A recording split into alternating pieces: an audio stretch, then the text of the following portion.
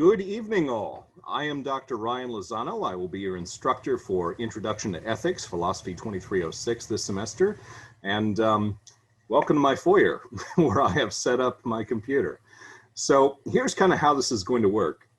Every Thursday, I'm going to record a video for y'all, and we'll post it both to the announcements in the Canvas, and we'll also send it out as a Remind attachment. So be sure you sign up for the Remind 101. And what I will do is go through our typical lecture. You have the option, of course, to follow along with our slides. And as we go through that, any questions that you might have, you're going to be able to post in our discussions, and I will get to them. Now, the reason we're doing this is because a lot of you are what we call non-traditional students, meaning you're coming back to school. Maybe you've been discharged from the military. Thank you for your service. Maybe you are coming back to improve your career prospects, or for whatever other reason. And so you probably have either family time or are working at the time our class meets. And quite frankly, I have both of those things too. So here we are. This is how we're going to do it. Hopefully you'll be amenable to this.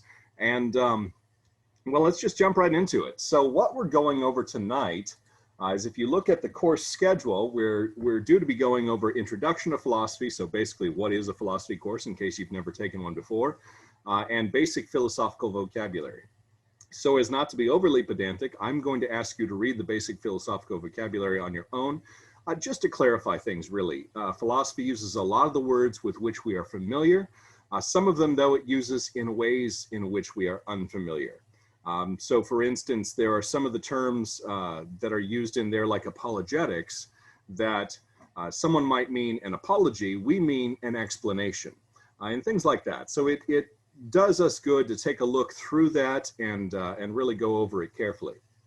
So if you're following along in the slides, you've got my kind of educational bio on the second slide there. I've been in school most of my adult life, seems like, and am finally done with all of that and ready to teach y'all. So kind of our objectives to go over is we want to talk about what is philosophy. A lot of people, when they hear the word philosophy, a number of things might come to mind, not all of which will be immediately accurate for our purposes. And so we want to really kind of nail down an explanation of what we mean. What kinds of questions will we ask? Philosophers love to ask questions. I generally say that everyone in the world becomes a philosopher at age 2 when they learn to ask why.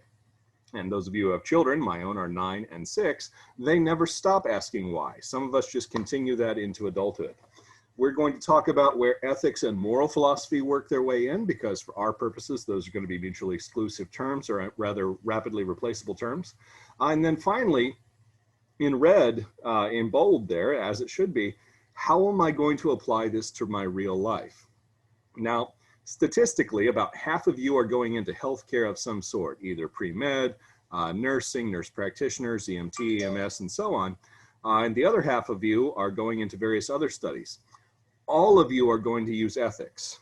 The folks that are not going into healthcare, you're going to use ethics, I guarantee you, on a daily basis, deciding what is the allowable course of action.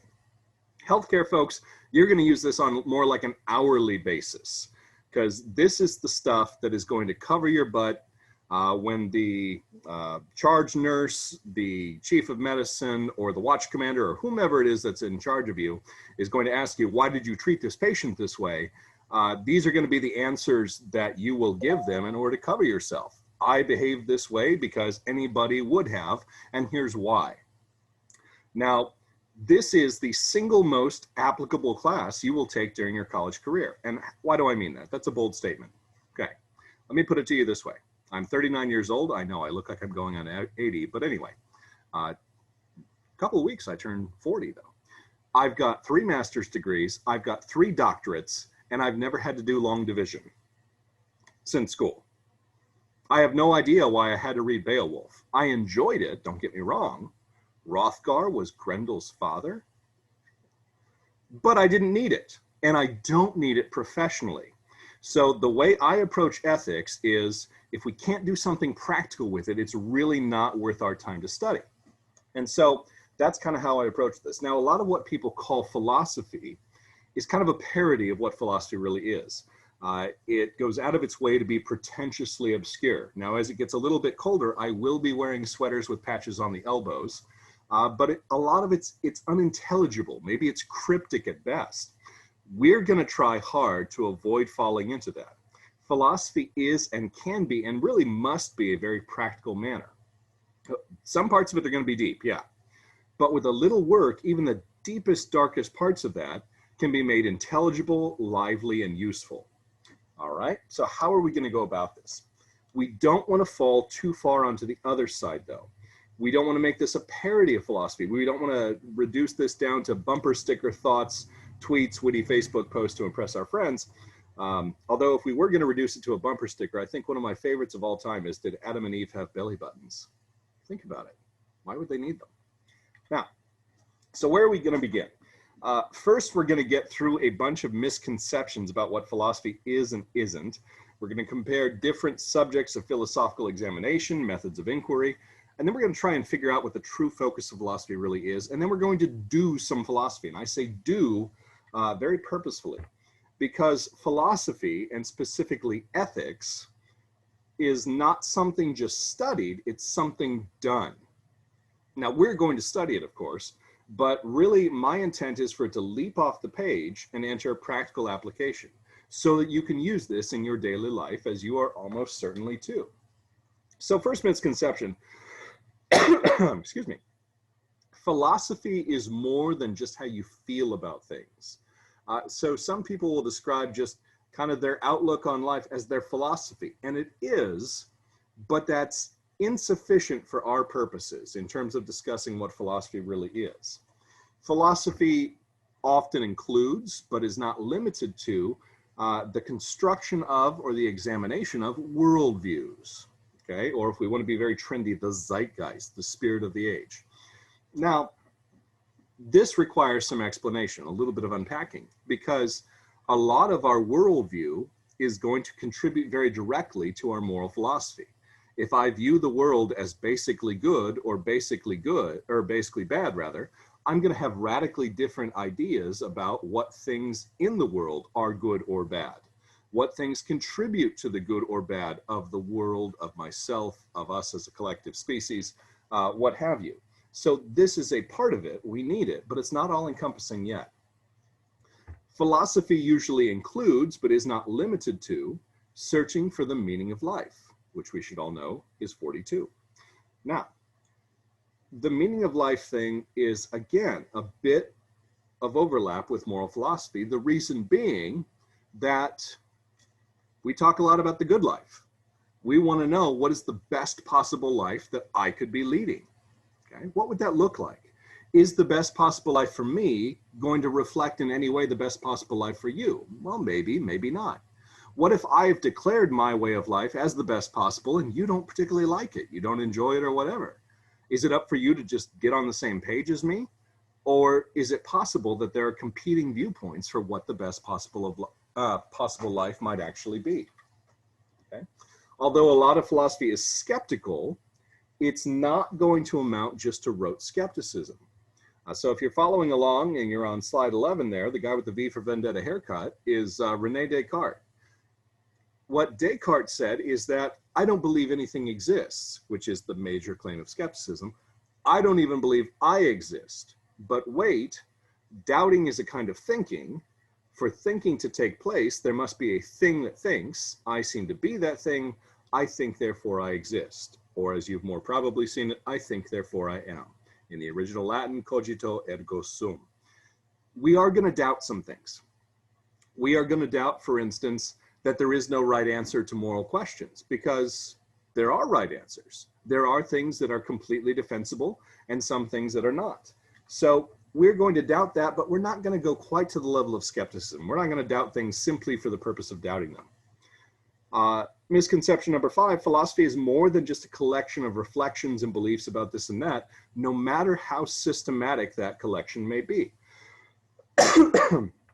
Now, there were and are Christian philosophers, Jewish philosophers, to some extent Muslim philosophers. There have been Confucian and Taoist philosophers, and we're not going to talk a lot about them.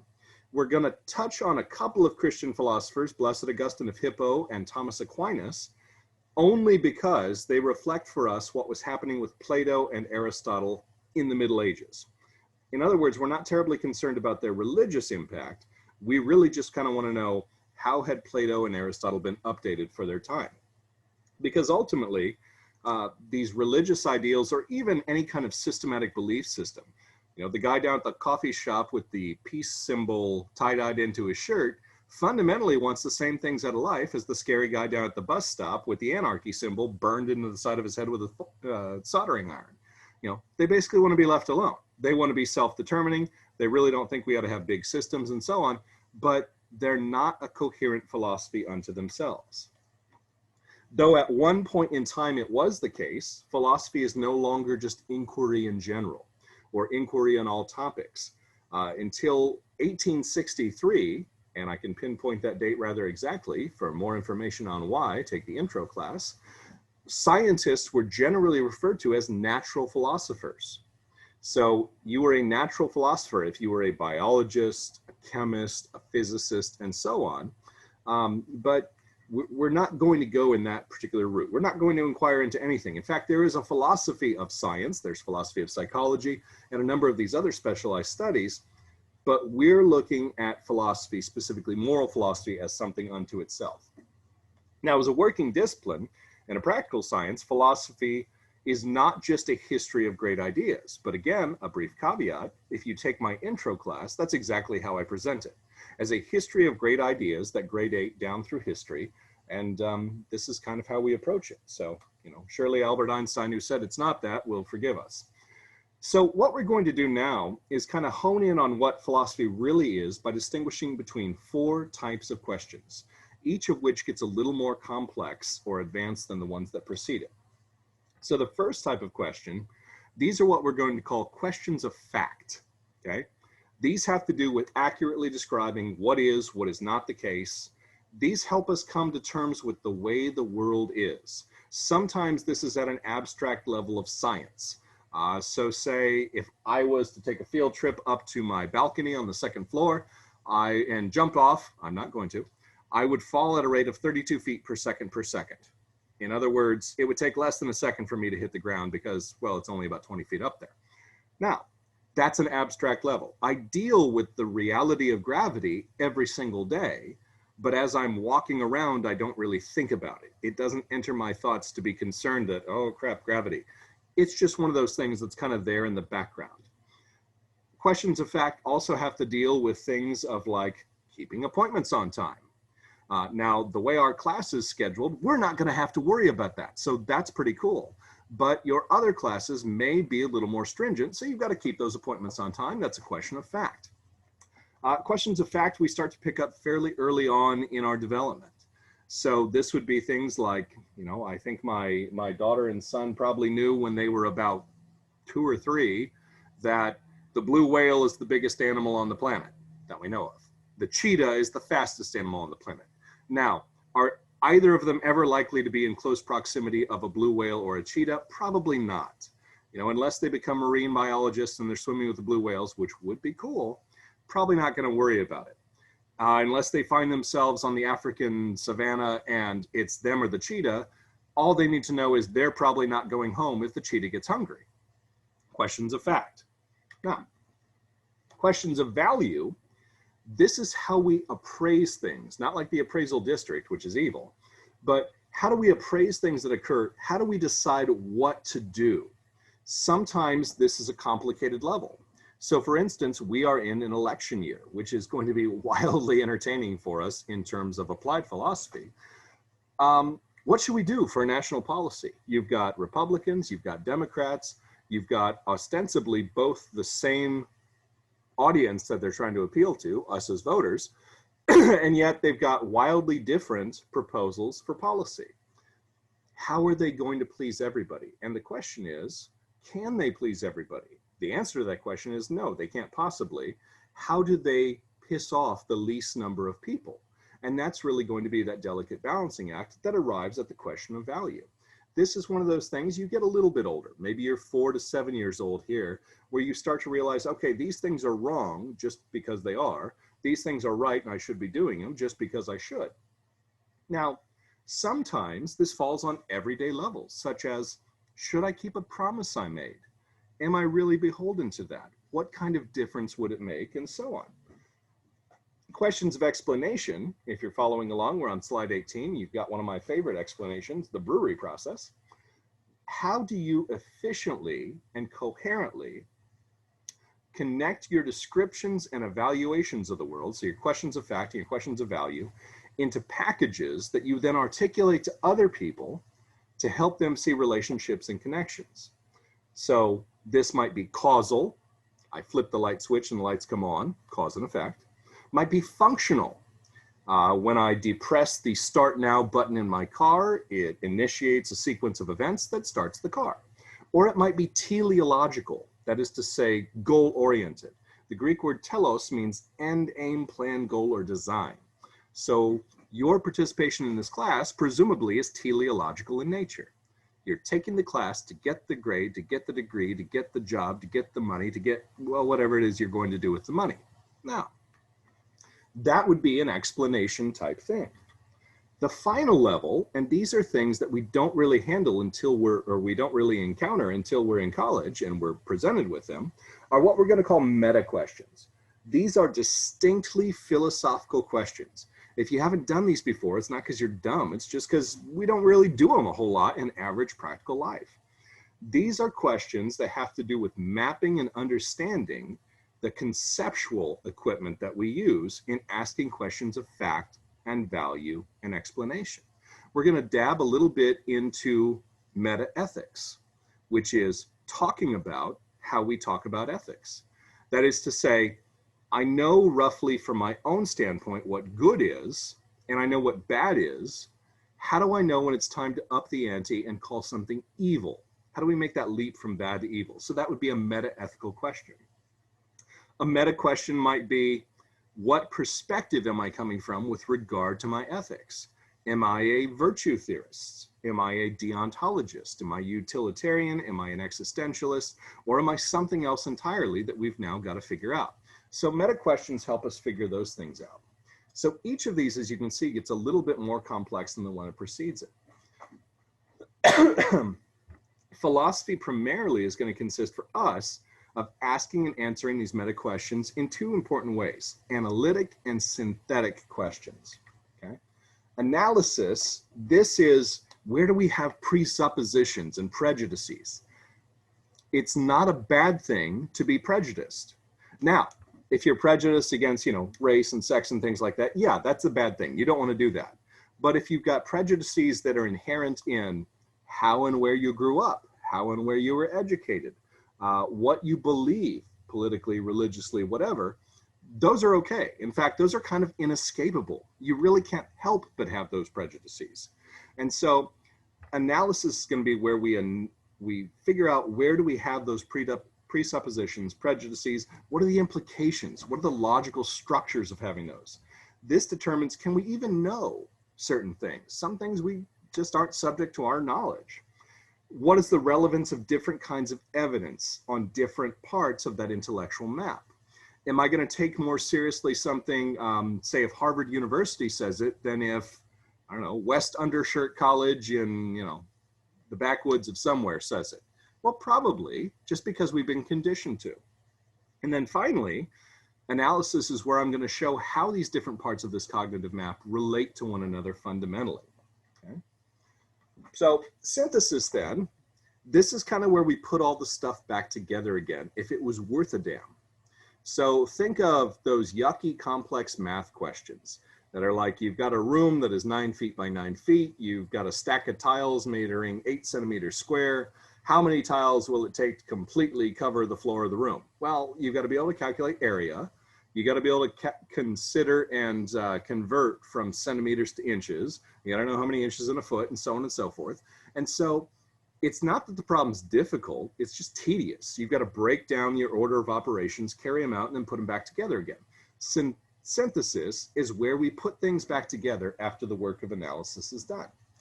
And so this is going to be kind of how we proceed throughout the course, is each week we're going to be doing various readings, and these are going to introduce us to different characters in the history of moral philosophy. So for next week, what you're going to want to do is read through Socrates' Euthyphro. It reads kind of like a play, and that may be good or bad for some of you, depending on whether or not you like reading plays. Socrates speaks, then Euthyphro speaks, then Socrates speaks, then Euthyphro speaks. We're going to talk a little bit about moral philosophy, and then we're going to get into the classical and medieval era, and we will also go through this particular play. So that is all I've got for you tonight. It has been a short lecture, I know, but an important one to get us started together. I hope you will enjoy the semester. Have a great evening, and I will talk to you soon. Bye-bye.